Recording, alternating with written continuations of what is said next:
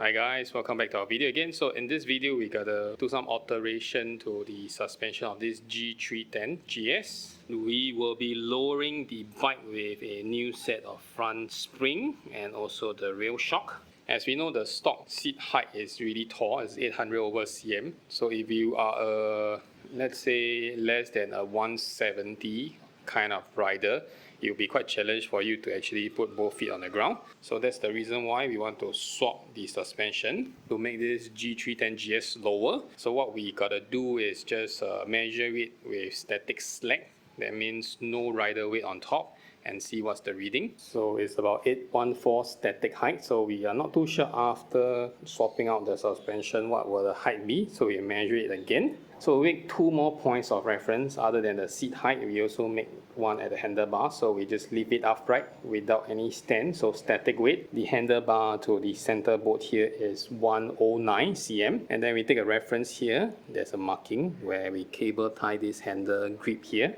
Is 97. We will measure it again to drop, so make sure it's at the same ratio, so to keep the bike balanced. Okay, so first off, we need to remove this cover on both sides to expose the bolt on the rear suspension, and also this suspension protector from the rear mud guard, you call it, to protect it from the muds linking to the rear suspension. Okay, it's just a 2-pin. And then we can see the bolting point for the rail shock. So we got to do the same on the other side. Okay, so right now we'll remove this cover. There's a few bolts, one on the left and one on the right. Okay, and you can just take this piece out. Okay, so next we will loosen this to 8mm. Okay, so in order to take out the top bolt, 8mm, we put some penetrating oil and then impact the bolt a little bit to loosen up because it has not been removed for many years. And then we also remove the rear brake fluid reservoir to make space for our wrench and tools to go in.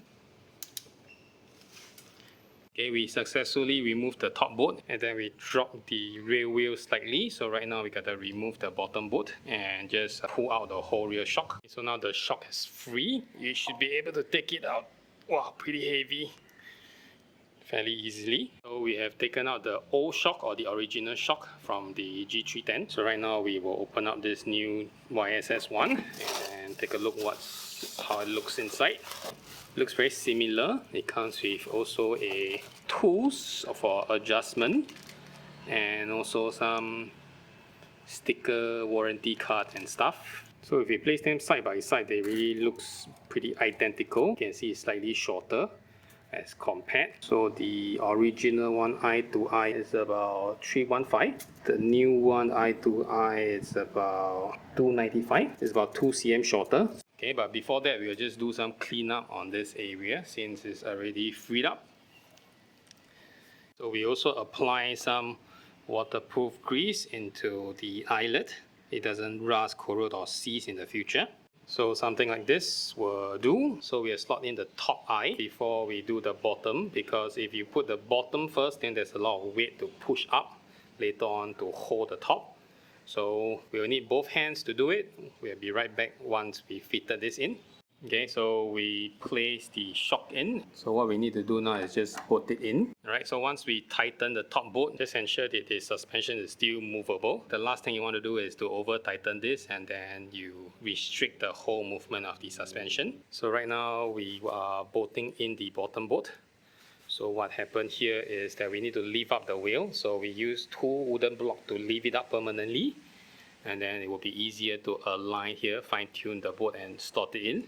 Because the swing arm and the wheel is quite heavy. Unless you have someone to help you out, then basically it's not possible for you to lift up with one hand and then push it in another one. Slowly it's going in. So the bolt is tightened. So just ensure that it's not over torque. And the rear suspension is done. So what we got to do next is to just do some setup. There's a linkage here for this model where you can adjust the height. We will try to move it to the lowest. Okay, so we make a silly mistake. We have to disassemble the lower bolt. In order to shorten this, you have to adjust the length first before we tighten it into the swing arm. So that's a big boo-boo mistake. So right now we will just keep it to the shortest before we redo the whole bolting again. That's why reading the instruction manual is pretty important to make silly assumptions. Okay, so done. So we probably shorten the length about by another 1 cm. So we won't know the outcome until we have done the front fork. So we have removed the plastic skid plate and also did a support on the oil sump. And so right now we are ready to disassemble the fork. But in order to do that, we have to remove the wheel and also the brake caliper and also some of the wiring and also this front fender. So we take out this front fender, followed by this brake caliper. So you just remove the both two 12mm bolts. Also the speed sensor has to be removed before we can take out the wheel. It's dirty again, so probably we got to clean it later on. So right now we're just focused on swapping the spring for the front fork. Okay, so next we gotta use this 6mm hex key to remove this 2-axle bolt. And then we use a 19mm socket to open this up in order to remove the wheel. So all we need to do is just loosen.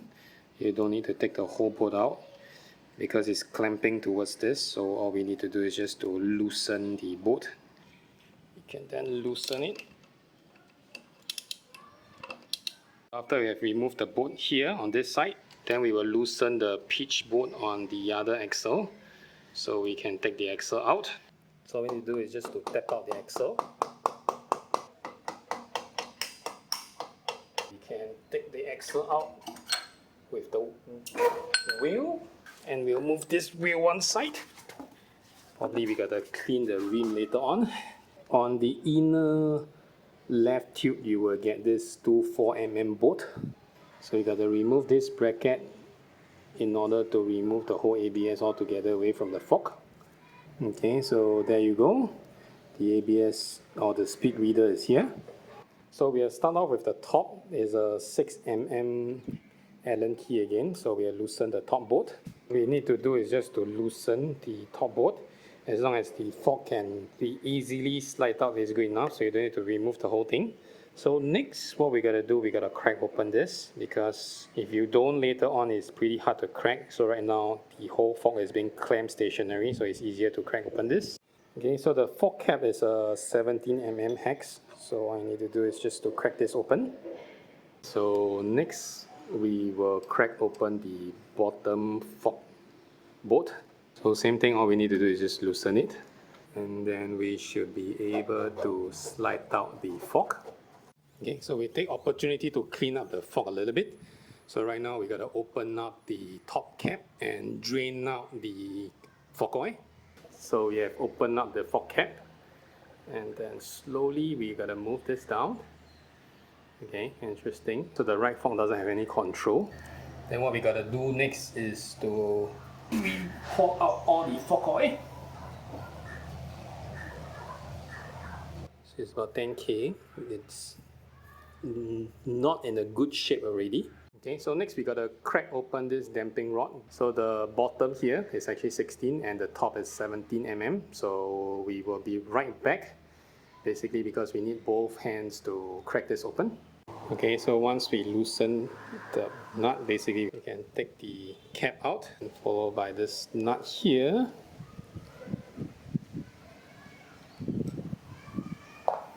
Okay, so next we got to remove the dust seal and the fork seal. In order to take out this inner tube, just take a flathead screwdriver and then slowly pitch in and open up the dust seal. So just make sure don't damage anything. So we just pop it open and clean it a little bit. Then next we gotta pop open the ring. Just take out this clip using the screwdriver and then you should be able to pop it out. And thereafter we'll try to hammer out the oil seal. So we just pull it out. So after having several trials on the left fork by heating up, and we even tried using this CVT tools, we still can't open up the center bolt where the fork spring is locked within. Okay, so bad news. So this is not what we expected. So we realized that you require a special tool to open up the fork in order to remove the spring at the lower half of the tube. And the special tools cost as much as $100-ish, very close to paying a labor in a professional shop. So we decided to send it to the shop to do it. So at the same time, we want to check out what's inside the Hyper Pro. So we bought it directly from US. It comes with SEA 15 with 15 fork oil. I think it's a mineral oil or some sort, and an instruction manual, and then the spring, some stickers, and also a pamphlet inside. So let us take a look at the spring. How does it look like? Okay, so it comes with a specification all written here on the box. So it's supposed to lower down by 35 mm, which is around 3.5 cm. So it's a sliding box. So the spring is pretty short.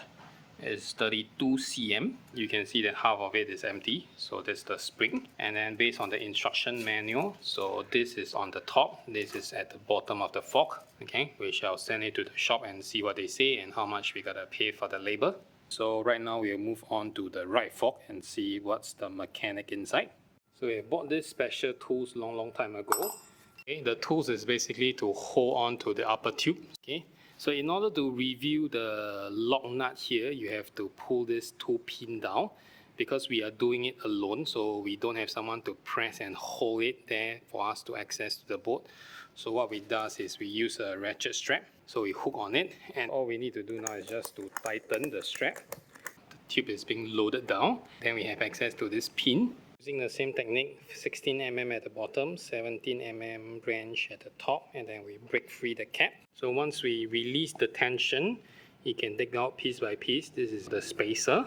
So remove the nut, this collar, the plastic holder, then this is the spring. So this is the spring that we gotta swap out. The original spring is about 36 cm. Okay, so this is the original one, which we put side by side with the new Hyper Pro.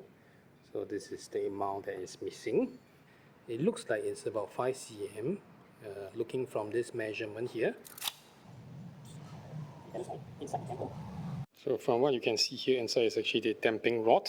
So we gotta use the brake cleaner to clean the inside out, and then we will just let it drip it dry before we insert the new spring and also the new oil. We will use the same brake cleaner and clean all these little parts to remove all the excess fork oil. So based on the specification, the right fork should have about 395 ml. We will measure 395 ml. So the Hyper Pro kit mentioned that the oil level should be 14 cm, which is 140 mm above from the fork tube without anything inside. So what we will do is we will measure 395, pour it in. We will then try to identify how much ml is that when we reaches the 14 cm oil level. The instruction is to push the fork all the way down, the damper as well. So we gotta pour in this 395 or 400 ml of fork oil and then measure them. So we pour in the first 200 ml and then we just give it a few pumps. Oh, you can feel the tension. So we have poured in all the 400 ml. Even the last few drops, we also try to get as much as we can in. So all we got to do next is to use this as a dip stick. Got to dip this in all the way to the edge of the fork and then take it out. So if you can see, there's a droplet here, so which means we are at point. Okay, so next we will drop this new spring in. So it's a progressive spring. So the one that are closer together are harder. The one that are more apart, they are softer. So it's always the harder one on top. One thing you need to remember is to grab hold of this damping rod. If not, it will be all the way inside the spring. It's really hard to take it out because it's oily as well. So we just put all the item back accordingly, and then we gotta use these special tools to clamp it down before we can tighten this bolt back to the fork cap. Okay, so once tightened, all we need to do is just to tighten back this fork cap. Okay, so we brought our attention here to Synergy to get the fork spring swap because we don't have that special tools. Hopefully the workshop can do it. So here we are at the Bike Boys SG. So after we installed the fork, and we also clean up the brakes, so it's now very clean without brake dust, and then we also install back the ABS sensor bracket. So right now we are ready to fit back the wheel. So we grease the axle.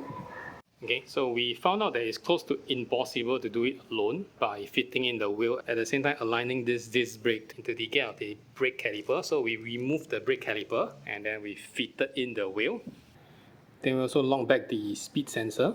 Okay, just note that you need to tighten all four of them, all four of this pitch board. And this is 18 mm, so one side down, the other side to go. Okay, 110 with the adjustment of here about 4.6 cm down. So the front is 5 cm lower. So now the seat height is about what, 77, about 92 here.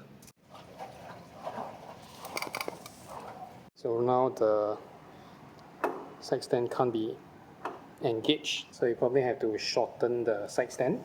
So just now we went to bike fabricator. They doesn't have the time to do it on the same day, so now we came to Seng Guang. So they will investigate if they can do the side and main stand.